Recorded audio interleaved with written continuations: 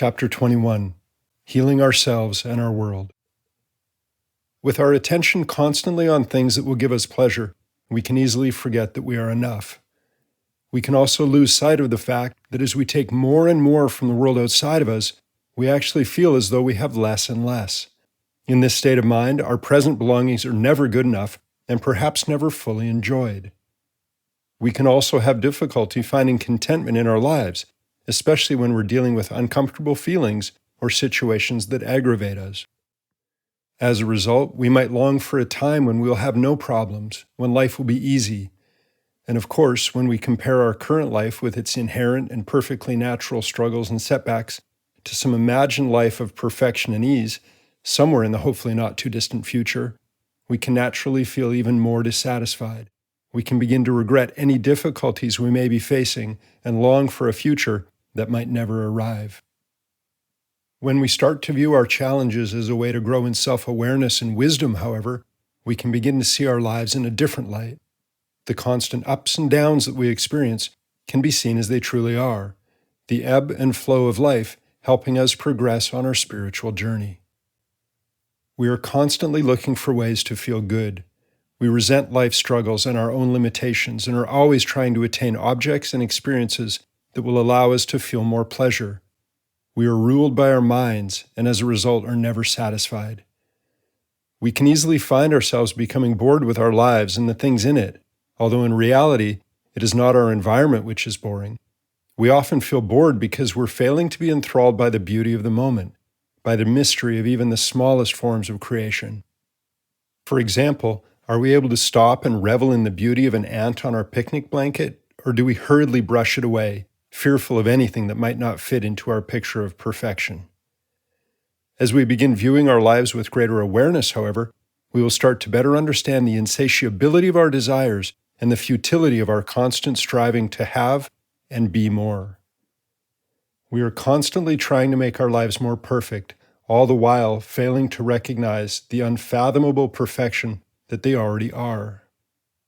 We often act as if we are in charge of life, becoming upset when someone or something defies our will. And yet, this often only leaves us feeling even more powerless. And of course, we don't ever want to feel that way. We want to always feel strong and in control and right.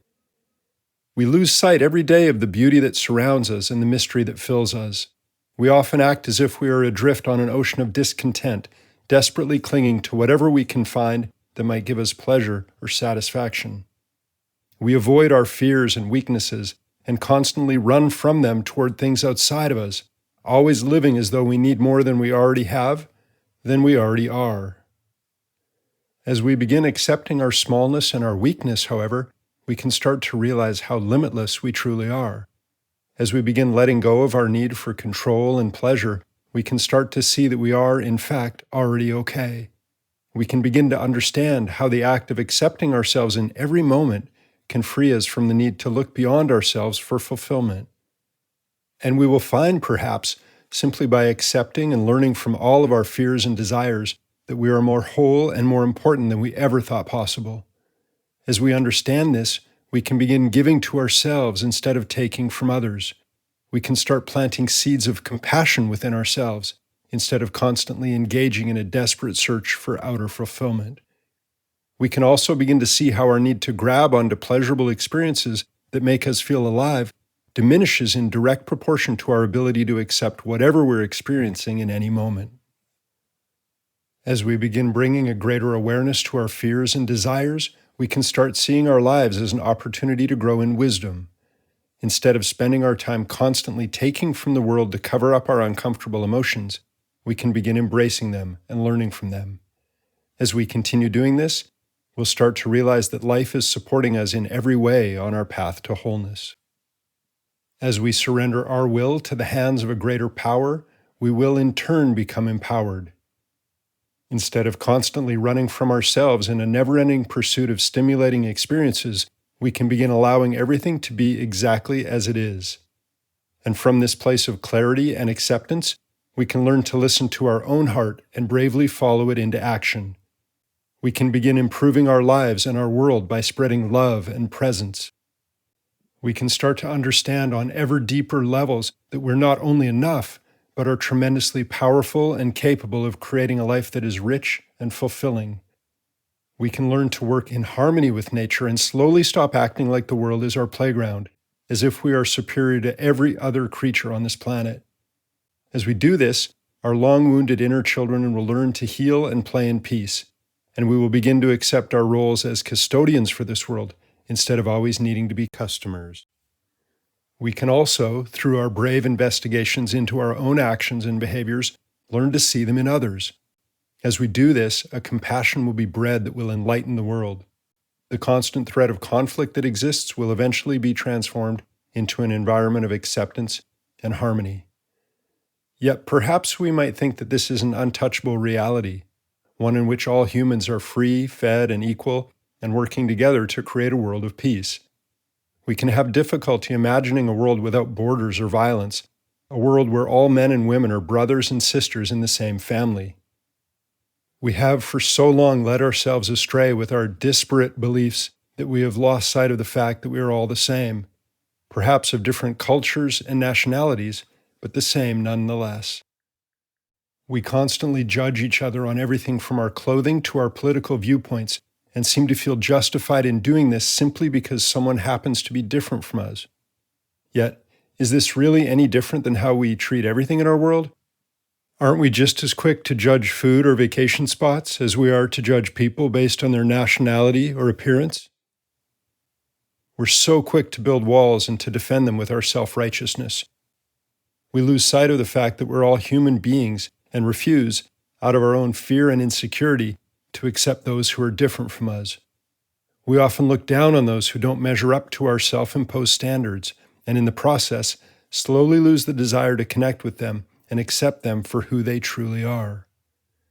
We can't seem to understand how our need to control our world so that we feel comfortable in it is destroying any hope of us actually doing that. We have to remember that true peace is found in accepting reality, and that running from ourselves and constantly passing judgment and hate onto those we feel different from is a very small way to live. It is only by learning to accept our inner world and life as it is in any moment that we can discover true peace and freedom for ourselves and the world. No government can eliminate the hate and greed within each of us. No outer body can make our individual and collective actions more mindful.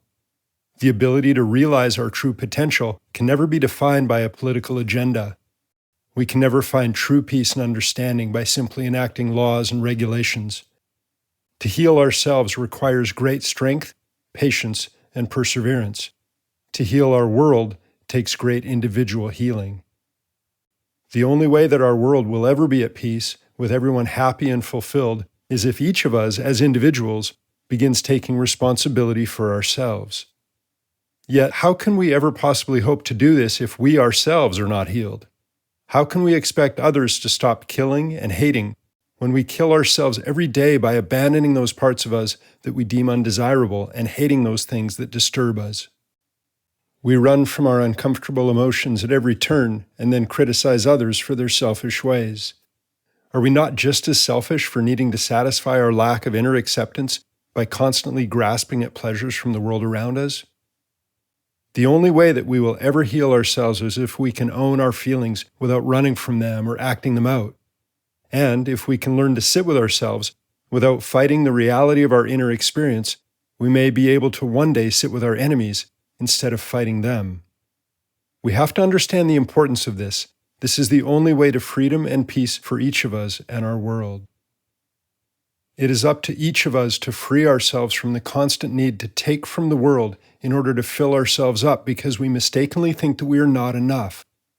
Only we can see through the illusion that we are in some way lacking or deficient, that we need to have more to be more. It is in the act of investigating and accepting all of the different elements that are within us that we can learn to see the truth and to find the courage to act upon it so that we can begin to heal ourselves and the world. This is our true purpose in life and the path to true happiness and fulfillment. To discover the world inside of us that is waiting to be explored and to lead us to our true self is the most beautiful, difficult, and important journey that any human being can engage in.